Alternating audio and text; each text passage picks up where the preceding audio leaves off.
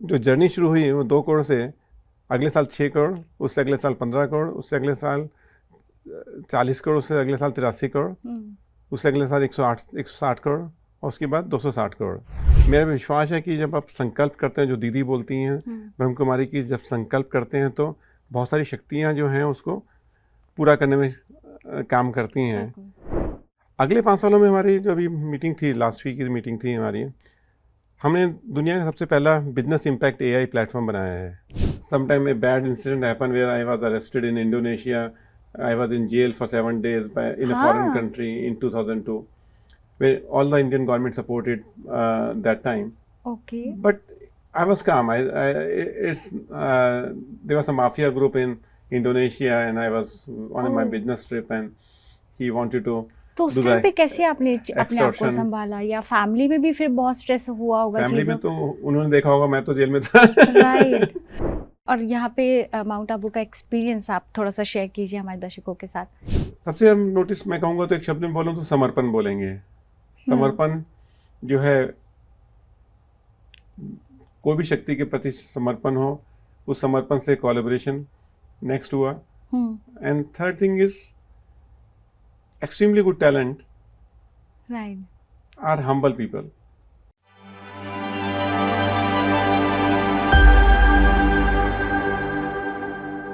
नमस्कार, ओम शांति। आप देख रहे हैं माइंडफुल मोमेंट्स, जहां हम जीवन, नेतृत्व और आत्म जागरूकता की गहराइयों को समझने का प्रयास करते हैं। आज हमारे साथ है एक अत्यंत प्रेरणादायक व्यक्तित्व, श्री अरुण जैन जी। आप पोलारिस ग्रुप के फाउंडर हैं तथा इंटेलेक्ट डिजाइन अरेना लिमिटेड के चेयरमैन और मैनेजिंग डायरेक्टर भी हैं, जो केवल एक सफल उद्यमी ही नहीं बल्कि एक संवेदनशील फिलैंथ्रोपिस्ट भी है, जिन्होंने तकनीक और मानवीय मूल्यों का सुंदर संगम बनाते हुए कॉर्पोरेट जगत में एक नई दिशा स्थापित की है। आइए स्वागत करते हैं अरुण जैन जी का और सुनते हैं उनके कुछ अनुभव। सर, आपका बहुत बहुत स्वागत है। Thank you sir. जैसे कि पोलारिस ग्रुप के आप फाउंडर हैं, इस बारे में मैं आपसे आगे और डिटेल में जानूंगी कि आपके करियर में क्या क्या चीज़ें रही हैं और कैसे आप एक सक्सेसफुल उद्योगपति बने हैं। लेकिन पहले शुरुआत मैं आपके प्रारंभिक काल से करना चाहूँगी। कैसे आपकी जीवन यात्रा रही, प्रारंभिक जीवन में कुछ चैलेंजेस आपकी लाइफ में आए, उसके बारे में हमारे दर्शकों के साथ थोड़ी चीज़ें शेयर कीजिए। तो मैं शुरू करता हूँ जहाँ से इंजीनियरिंग मैंने ख़त्म की 1983 में दिल्ली कॉलेज ऑफ इंजीनियरिंग से। और उसके बाद दो रास्ते थे, एक ग्रीन कार्ड लेके यूएस जाने का, मेरे पास ग्रीन कार्ड था, और दूसरा ये था कि हिंदुस्तान में जा बैठ के कुछ किया जाए। और तो हमारा दूसरा कीड़ा मेरे दिमाग में ज़्यादा था कि हिंदुस्तान में कुछ करना चाहिए। एक लार्ज फैमिली से थे, हमारे 10 भाई बहन हैं। तो मेरा 9th नंबर का नंबर है, तो छोटे बच्चों को फ्रीडम ज़्यादा मिलती है। बिल्कुल। बट रिस्पॉन्सिबिलिटी ज़्यादा होती हैं। तो उस पीरियड में हमने 2 अदर पार्टनर के साथ मिलके एक पहली कंपनी बनाई, इंटरनेशनल इंफॉर्मेशन सिस्टम। उस टाइम सॉफ्टवेयर नहीं होता था, प्रोग्रामिंग होती थी। 83 में सिर्फ 10 गिनी चुनी कंपनियां होती थी, इन्फोसिस हो गई, टीसीएस हो गई। इन 83 में बहुत सारी कंपनियां नहीं थी। उसके बाद 86 में फिर हमने एक और कंपनी बनाई, न्यूक्लियस बनाई, न्यूक्लियस सॉफ्टवेयर फॉर बैंकिंग के लिए। अच्छा। तो फोकस थी सिर्फ बैंकिंग सॉफ्टवेयर के लिए। उसके बाद फिर मैं चेन्नई एक प्रोजेक्ट ले गया था 1989 में। अच्छा। और उस चेन्नई में जाके मुझे लगा छोटा शहर है, इसमें अच्छा लगा मुझे, वहाँ के लोगों का व्यक्तित्व अच्छा लगा, सोचने की क्षमता अच्छी लगी। तो वहाँ पे फिर हमने पोलारिस 1993 में बनाई। तो पोलारिस हमारी कंपनी जो बनी 93 में, उसकी जर्नी फिर हम बात करेंगे पोलारिस के बारे में। बताइए, बिल्कुल, मैं सुनना चाहूँगी। हाँ, तो पोलारिस जो थी छोटी सी कंपनी थी, बट फोकस कंपनी है कि बैंकिंग फाइनेंशियल सेक्टर में हम इंडिया से क्या कर सकते हैं। BFSI सेक्टर का नाम हमने दिया। और वो कंपनी 2 करोड़ की कंपनी थी, रेवेन्यू कंपनी, 50 लोग थे 93 में। पर हमारा विजन था कि हम नेक्स्ट 7 ईयर्स में should be 100 crore company. Now मेरा विश्वास है कि जब आप संकल्प करते हैं, जो दीदी बोलती हैं ब्रह्म कुमारी की, जब संकल्प करते हैं तो बहुत सारी शक्तियाँ जो हैं उसको पूरा करने में काम करती हैं। और हमने देखा कि जब हमने 2 करोड़ कंपनी ने अपने लक्ष्य में, हम साल भर में एक लक्ष्य करते हैं। लक्ष्य होता है जहाँ सारी कंपनी के एम्प्लॉयज़ जो हैं वो बैठ के डिसाइड करते हैं कि कंपनी अगले 5 सालों में क्या करेगी और क्या नहीं करेगी। तो ये प्रोसेस जो है वो collaborative decisioning and collaborative future decide करने का है। तो सबने बैठ के जब डिसाइड किया कि हम करेंगे, तो फाइनल मीटिंग में जैसे होती है कि 40 लोगों की मीटिंग थी, तो उसमें बातचीत हो रही थी 93 में कि हम कहाँ तक जाना चाहते हैं। तो कुछ ग्रुप कहते 5 टेबल बनी, तो एक ग्रुप ने कहा कि हम 20 का 2 करोड़ है तो 2 से 30 करोड़ हो जाएगा, मतलब 15 गुना कर लेंगे। दूसरे ने बोला 40 करोड़ कर लेंगे, 20 गुना कर लेंगे। एक ग्रुप ने बोला कि 80 करोड़ कर लेंगे। एक खुराफाती ग्रुप था जो कहता 260 करोड़ करेंगे, 260 नहीं 240 करोड़ करेंगे। तो सबने उसको चुप कर दिया है। 2 करोड़ से 240 करोड़ तो सोच क्या रहा है, मतलब सोचने की भी भावना होनी चाहिए ना, कोई लॉजिकल तो होनी चाहिए। तुम वहाँ तो उस टाइम इन्वेस्टर तो होते नहीं थे, ना कोई बूटस्ट्रैप होता, सब कुछ बूटस्ट्रैप होता था। जो जर्नी शुरू हुई वो 2 करोड़ से, अगले साल 6 करोड़, उससे अगले साल 15 करोड़, उससे अगले साल 40 करोड़, उससे अगले साल 83 करोड़, उससे अगले साल 160 करोड़, और उसके बाद 260 करोड़। तो when this power of people come together and when we went public, and public was 99, we went public. So this is the power of what you give a common collective संकल्प। जब होता है तो बहुत सारी चीज़ें होती हैं, सब लोग मिलकर जो काम करते हैं, उससे वो पोलारिस का निर्माण हुआ। वो यूनिटी जब रहती है तब जो लक्ष्य आपने चूज किया होता है वो उस लक्ष्य तक आप पहुंच सकते हैं। अब 2025 की अगर मैं बात करूं तो फिर अगले 5 सालों में आपने क्या सोचा है? अगले 5 सालों में हमारी जो अभी मीटिंग थी, लास्ट वीक की मीटिंग थी हमारी, हमने दुनिया का सबसे पहला बिजनेस इम्पैक्ट एआई प्लेटफॉर्म बनाया है। सो बिजनेस इम्पैक्ट एआई 2 तरह से होती है। एक तो होती है जो हमारे आप चैट जीपीटी लेते हैं, जेमिनी लेते हैं, वो एक डाटा लेयर की एआई है। हमारे पास 1200 रिसर्च इंजीनियर हैं जो रिसर्च में काम कर रहे हैं पिछले 10 सालों से। एआई का काम हमने 2016 से शुरू कर रखा है। तो हमने एक प्लेटफॉर्म बनाया पर्पल फैब्रिक। पर्पल फैब्रिक जो प्लेटफॉर्म है वो पैलेंथर एक कंपनी है अमेरिका की, और एक C3 AI है जो एप्लीकेशन लेयर में, जब बैंक को यूज़ करना है एआई, वो कैसे यूज़ करे। किसी गवर्नमेंट को यूज़ करना है तो एआई में बहुत सारी चीज़ें हैं जो एआई को यूज़ करने में, चैट जीपीटी तो आप पर्सनल लेवल पे यूज़ कर सकते हैं। अगर आपको एक संस्था में करना हो तो उसमें कुछ गवर्नेंस भी होगी, कौन क्या देख सकता है, कौन क्या नॉलेज हो सकती है, उसमें कुछ संस्था की नॉलेज भी होती है, एंटरप्राइज की नॉलेज होती है। तो उसको सबको हमने देख के हमने 4 टेक स्टैक बनाए पर्पल फैब्रिक में। पहला टेक स्टैक रहा है हमारा एंटरप्राइज नॉलेज गार्डन। जैसे हमारे डाटा होता है, एक गार्डन में आप उसकी नॉलेज भी होती है कंपनी में नॉलेज होती है, एक टैसिट नॉलेज होती है, एक इम्प्लिसिट नॉलेज होती है और एक एक्सप्लिसिट नॉलेज होती है। तो कंपनी में करीब 20% नॉलेज जो होती है एक्सप्लिसिट होती है, 80% नॉलेज जो होती है लोग एक दूसरे में जानते हैं, वो टैसिट नॉलेज होती है। AI can only effectively work when I document that knowledge and use the AI engine to give me the answers and the decisions and the reasoning. So this platform has a first tech stack is enterprise knowledge garden. Then people are talking about agent now. Agents are like a small worker, but you need experts in an organization to give it value. So the second stack is enterprise digital experts, not agents. Third is you need to build up a governance over there, enterprise governance. Who is entitled to what is the privacy, what is the toxicity, what is the hallucination, and then fourth is which LLM is the right LLM for me to use, which is the lowest cost LLM, which gives the accuracy and which gives the right speed. Instead of getting committed to Microsoft or committing, so if India has the LLMs, I can start using Indian LLMs for solving the problem. Sir जैसे आपने अभी AI की बात की, अगर मैं आज के समय के हिसाब से देखो AI हर कोई यूज़ करने लगा है, क्या लगता है कि आगे आने वाले समय में AI बहुत सारे लोगों की नौकरियां ले लेगा? क्या इम्पैक्ट पड़ेगा इन फ्यूचर इसका? 2 तरह से AI को हम देख सकते हैं। AI को एक तरह से देख सकते हैं कि वहाँ पे हमें जो नॉलेज नहीं मिलती थी पहले, कोई भी काम करने में, कोई भी रिसर्च करने में हमें 3-3 महीने लगते थे, वो आज 2 दिन में मिल सकती है AI से। तो वो एक पॉजिटिव चीज़ है जिसमें हम हिंदुस्तान जो है वो बाकी देशों से बराबर हो जाता है बहुत जल्दी। हमारी जो इक्वालिटी है, हमारी नॉलेज गैप जो था इंडिया का, वो पूरा हो सकता है। वो नॉलेज गैप एक गाँव के पास भी हो सकता है, वो नॉलेज गाँव के पास भी हो सकती है, वो ये नहीं है कि बड़े शहरों के पास हो, बड़ी यूनिवर्सिटी के पास हो। वो एक इक्वालिटी ला रहा है AI को। अब हमें प्रिपेयर करना है कि हमारी जो स्टार्टअप कंपनीज़ हैं, हमारे जो एग्जिस्टिंग कंपनीज़ हैं, उनकी सोच कैसे बदलें। ये पूरी टेक्टोनिक एआई जो है एक नई सतह बदल रही है, और सतह को बदलने के लिए जब हम सोच है वो बदलनी पड़ेगी, जिसमें सब इंटरप्राइज को लगना पड़ेगा कहाँ पे वो एआई इस्तेमाल कर सकता है सही तरीके से, जहाँ से उसकी प्रॉफिटेबिलिटी इंप्रूव हो, कस्टमर सेटिस्फेक्शन इंप्रूव हो और रिस्क रिड्यूस हो। तो ये सब चीज़ें तभी हो सकती हैं जब बहुत स्ट्रक्चर तरीके से करी जाए, और वो बहुत बड़ी अपॉर्चुनिटी है इंडिया के लिए to equalize ourself to the international space. Your question is how much job it will take. Obviously, the people who are not thinking enough, who are not questioning enough, it cannot take away the physical jobs. Physical jobs, so obviously it will be there. A construction job or a real estate job or a shops, all will be there. Nothing will go away. It's only about among the white collar jobs.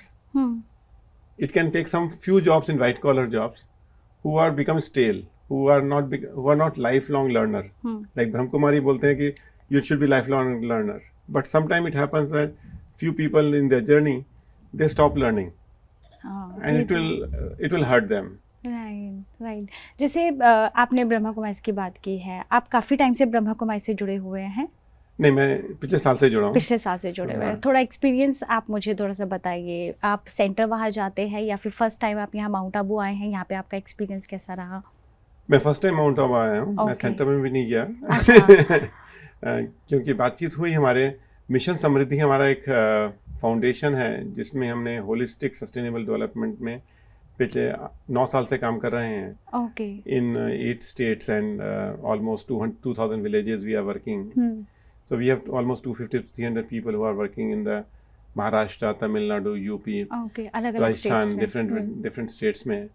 तो वहाँ पे हमारा मुलाकात हुई कि ब्रह्मकुमारी भी उनका rural development का इनिशिएटिव है, और हमें लगा कि दोनों का इनिशिएटिव जो है उसमें सिनर्जी हो सकती है, और if you synergize the efforts between the wide network of Brahma Kumaris and the design thinking which we apply to build the holistic sustainable model from school of design thinking of which is a part of intellect. So these two things, if they work together, so Mission Samriddhi and Brahmakumari Rural Development can work together. Then we can impact larger population and larger villages faster, because we have built up a scientific way of calling design thinking. Okay. और यहाँ पे mount Abu का experience आप थोड़ा सा share कीजिए हमारे दर्शकों के साथ। कैसी वाइब्रेशन यहाँ की लगी? क्या माहौल आपको यहाँ लगा? और सबसे अच्छी चीज़ जो आपने नोटिस की हो हर किसी के अंदर? सबसे हम नोटिस मैं कहूँगा तो एक शब्द में बोलूँ तो समर्पण बोलेंगे। समर्पण जो है, कोई भी शक्ति के प्रति समर्पण हो, उस समर्पण से कोलैबोरेशन नेक्स्ट हुआ। And third thing is extremely good talent are humble people. They are purely servicing each other. It's a beauty of when there is no everybody is a volunteer, then there is no conflict who is bigger and small, so all are equal. So that is the kind of a takeaway I will take. Right sir, जैसे मैं आपके profession की बात करूँ, वहाँ पे भी आपके लाइफ में बहुत चैलेंजेस आते होंगे, बहुत अप एंड डाउन्स आते होंगे, तब आप अपने मेंटल हेल्थ के साथ कैसे डील करते हैं? जब ऐसे अप एंड डाउन्स आते हैं जहाँ लगता है कि अब फंस गए हैं या चीज़ें पॉसिबल नहीं लग रही है, तब आप अपने मन को क्या थॉट देते हैं और कैसे आप उससे बाहर निकल पाते हैं? मेरा जो व्यक्तित्व बना 95-96 के बाद, एक चीज़ तो रही कि मेडिटेशन शुरू से रहा 95। अच्छा, आप शुरू से करते आ रहे हैं मेडिटेशन? ओके। तो ब्रह्मकुमारी का नहीं था, मतलब मेडिटेशन था अलग तरीके से। ओके। और दूसरा, जैन धर्म में हमारे दर्शन, ज्ञान, चारित्र, सम्यक दर्शन, सम्यक ज्ञान, सम्यक चारित्र, इसकी सपोर्ट रही, दोनों की एंकर रही कि अगर आप दर्शन बदलेंगे तो चारित्र बदलेगा, दर्शन बदलोगे तो ज्ञान बदलेगा, ज्ञान बदलोगे तो चारित्र बदलेगा। तो ये 2 एंकरिंग पॉइंट हमने जब देखे चले हमने, उसके बाद हमारा जो चेंज आया उसमें डिज़ाइन थिंकिंग कोर वैल्यू बन गई कि भाई दर्शन क्या है, डिज़ाइन थिंकिंग है। और उसके बाद 10 लक्षण धर्म होते हैं जैन धर्म में, इसमें एक में होता है अपरिग्रह, नॉन अटैचमेंट। तो नॉन अटैचमेंट जीवन में बहुत जल्दी आ गया था कि what I need is only finite. I define my limits that this is my limit, and everything else is a surplus. So everything else is surplus means we can take all the risk. Right. So that time onwards I could take a risk. And since I am unattached, so when difficulty happens, like sometime a bad incident happened where I was arrested in Indonesia, I was in jail for 7 days in a foreign country in 2002, where all the Indian government supported that time. Okay. But I was calm. There was a mafia group in Indonesia, and I was on my business trip, and he wanted to. तो उस time पे कैसे आपने अपने आप को संभाला, या फैमिली में भी फिर बहुत स्ट्रेस हुआ होगा? फैमिली में तो उन्होंने देखा होगा, मैं तो जेल में था। राइट। बट जब मैं वापस आया तो मैंने कहा कि it's like Indonesian safari, the way you go to safari where you have wild animals, you meet those wild animals when you go for a business trip, and that's how I forgotten about the incidents after that. So no revenge, nothing of that nature, and that helped in keep doing the business in your own way, rather than keep feeling why somebody has done it. It may be something we might have done bad in our past life, which may have resulted into those elements, but. Right.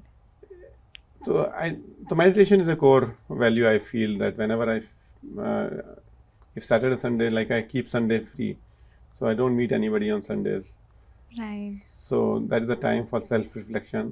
There is a time for meditation. There is a time of documentation. क्या आप ऐसा मानते हैं कि किसी भी चीज़ में success पाने के लिए स्पिरिचुअलिटी एक बेस है, एक आधार है, उसके बिना आप सक्सेसफुल नहीं हो सकते? क्या आप ऐसा मानते हैं? उसमें पहले डिफाइन करना पड़ेगा सक्सेस किसको बोलते हैं। सक्सेस इकोनॉमिक सक्सेस है। आपकी क्या परिभाषा है? क्योंकि आपसे पूछ तो सकती हूँ मैं, क्योंकि आप खुद एक बहुत सक्सेसफुल उद्योगपति है, तो मैं आपसे पूछूंगी आपकी परिभाषा क्या है सक्सेस की?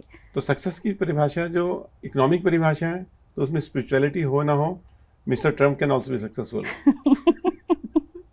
In the definition of capitalism, in definition of holistic personal development and holistic satisfaction, spirituality plays a critical role into it. But it's about what lens you use and where the lens is pivoted. I say perspective consists of your lens. A lens consists of 6 things. A perspective consists of 6 things. Your intent, right. Your belief, your imagination, your empathy, your experiences, your knowledge. 6 things constitute your lens, the way you look at the world. And this lens has to be pivot at some place. Pivot could be more money. Pivot could be more satisfaction. Right. Pivot could be more creativity. Pivot could be मानवता या humanity. तो जहाँ पे pivot होती है उस हिसाब से व्यक्ति सोचेगा कि मेरी सक्सेस कहाँ पे है। अगर मानवता का विकास है तो एक पिवट है, अगर सेल्फ सेटिस्फेक्शन है तो दूसरा पिवट है, अगर कमर्शियल सक्सेस है तो तीसरा पिवट है। तो सक्सेस जो है वो पिवट के ऊपर डिपेंड करेगी, और उसका सेटिस्फेक्शन जो है वो 6 लेंस की, जैसे अपर्चर होता है वैसे ये 6 चीजें जो हैं, intent, imagination, belief, empathy, knowledge and experiences, that determine your way you want to see success. जैसे अगर हम लोग बात करें, जो आज के माहौल की बात करें, अगर हम कॉर्पोरेट्स की बात करें, देखा जाता है कि वहाँ पे ट्रस्ट और यूनिटी बिल्कुल नहीं देखी जाती है। लेकिन क्योंकि आपकी इतनी बड़ी कंपनी है, तो आपने उसमें लोगों के बीच में ट्रस्ट या यूनिटी को कैसे कायम करके रखा, बैलेंस किया, और उस चीज़ को कैसे आप बताना चाहेंगे? बहुत सुंदर क्वेश्चन है ये कि कॉर्पोरेट वर्ल्ड काफ़ी कॉम्पिटिटिव होता है, right. और पर इंटेलेक्ट और पोलारिस में एक कॉमन पर्पस है। पर तो हमने सोशल ऑब्जेक्टिव्स, उल्लास ट्रस्ट हम चलाते हैं फ्रॉम 97। जब हमने कंपनी में 260 करोड़ की बात की मैंने, उसमें एक और भी लिखा था हमने कि हम 2% of the company profit will be given to social purpose. तो कंपनी जो एंकर है वो सिर्फ पैसे के ऊपर एंकर नहीं है, वो क्रिएटिविटी के ऊपर एंकर है, वो ग्रोथ के ऊपर, and it is anchor around social purpose. तो purpose of intellect is never to make money. Money is a source of doing good for the society. Now, as soon as I define purpose as a good for the society, more people are committed for the lifetime because they also कहीं ना कहीं अंदर तो ऐसी Dzire है कि वो कुछ करना चाहते हैं. Correct. अगर वो कंपनी में ही कर सकते हैं हाँ. तो एक पर्पस में जुड़ते हैं लोग. तो हमारे पास तो जो लोग हैं, बहुत सारे लोग ऐसे हैं सीनियर लीडरशिप में जिन्होंने 30 साल से they are in the company, they never written a resume in their life time once they join the company. तो तभी ये AI जैसे प्लेटफॉर्म बन सकते हैं. तभी हम जो हमारे प्रोडक्ट्स हैं, इंटेलेक्ट के प्रोडक्ट्स हैं, eMACH.ai, हम बड़े बड़े बैंक हो, चाहे वो HSBC बैंक हो, चाहे वो JP मॉर्गन हो, चाहे वो सिटी बैंक हो, चाहे बार्कलेज हो, चाहे ANZ हो, चाहे जापानीज बैंक हो, उनको हमारी टेक्नोलॉजी हम दे रहे हैं आज की तारीख में. तो तभी हो सकता है जब एक शांत हो, जिसमें जो रिसर्च इंजीनियर हैं वो कॉम्पिटिटिव ना हो. लेकिन आज के अगर यूथ की बात करें, किसी भी कंपनी में रिसर्च की बात करें या किसी भी कंपनी के जो यूथ परसेंटेज ज़्यादा होती है, उनमें पेशेंस नहीं है, उनमें ट्रस्ट नहीं है. तो उन लोगों को क्या मैसेज देना चाहेंगे कि अगर वो किसी भी कंपनी में जाते हैं या किसी भी कोई भी सक्सेसफुल अगर बनना चाहता है तो क्या उनका थॉट प्रोसेस होना चाहिए, क्या उनका पेशेंस लेवल कैसा होना चाहिए, किस तरह के थॉट प्रोसेस के साथ उन्हें किसी भी कंपनी को स्टार्टअप करना चाहिए, कैसे? सच्चाई ये है कि उनका सुपरवाइजर या कंपनी जो है वो उनको उतना चैलेंज दे पा रही नहीं दे पा रही है. अगर उनको काम, उनके पास लॉट ऑफ आइडियाज हैं, उनके पास यूथ के पास कुछ कर दिखाने की क्षमता है.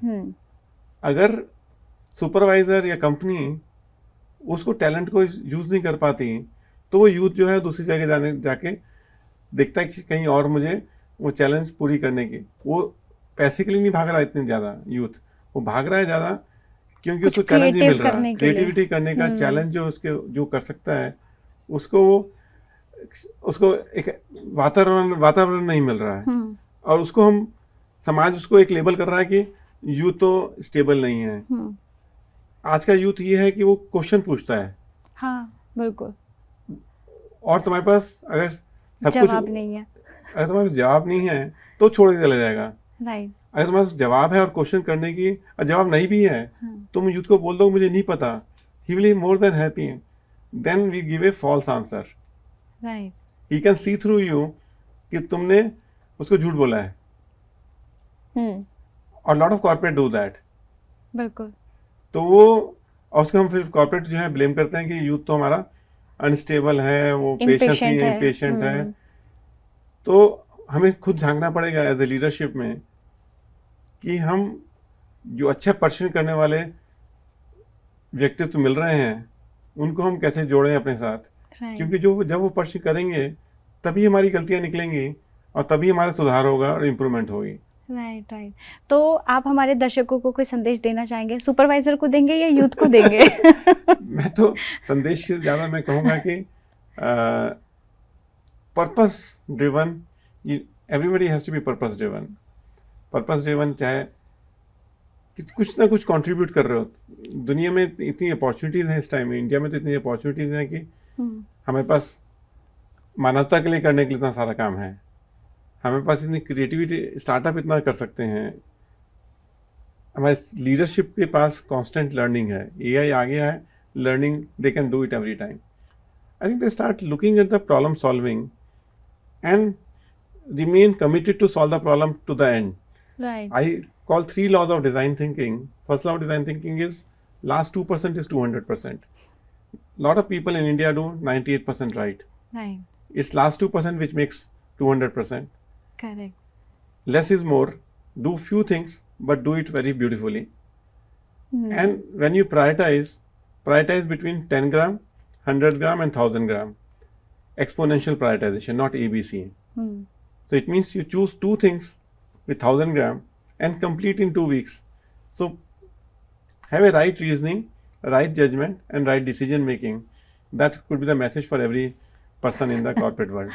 Thank you so much sir, अपना वैल्यूएबल टाइम देने के लिए और इतनी प्यारी नॉलेज और इतने एक्सपीरियंस जो आपके लाइफ के रहे हैं हमारे यूथ के साथ, हमारी ऑडियंस के साथ शेयर करने के लिए आपका बहुत बहुत धन्यवाद. Thank you so much.